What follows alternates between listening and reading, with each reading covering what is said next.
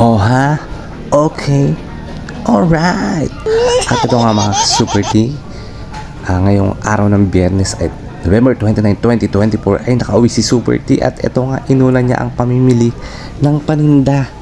So mga Super T, dito first time ko namili dito sa RCS Magalang, Pampanga. So dito na muna ako namili ngayon kasi nga bibiyahe pa ako ng matagal. So kapag doon pa ako namili sa RCS San Rafael, Bulacan ay baka hindi ko na abotang bukas. So dito na ako namili. So mga Super T, experience ko dito ay ang hirap mamili kapag hindi mo pa kabisado yung mga area na kukuhanan mo.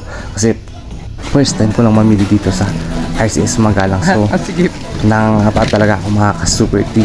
At ito yung nakikita nyo din na yan.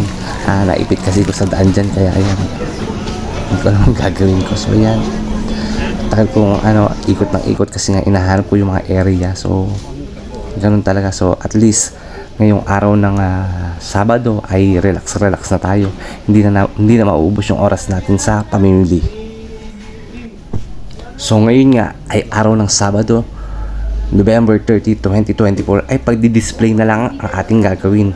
So meron din tayo mga delivery na darating mula kay Maring Grocery na isasama na rin natin sa ating pagdi-display. Ang laki din ng area ng RCS supermarket na to eh. Kaso nga lang, syempre pag first time ka nga talaga, malilito ka. Tingnan nyo, ang ganda ng hilera ng kanilang mga delata. Ang linis-linis pang tingnan. At ang lawak, mga ka-Super T.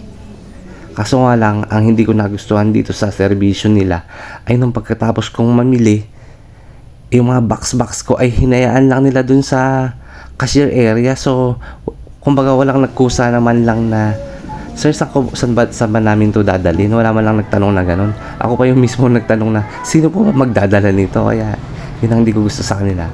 At ayan, ako na nga yung kahuli-huli ang lumabas sa kanila kasi hanggang 8 PM lang sila. So ako na yung mismong kahuli-huli ang customer nila.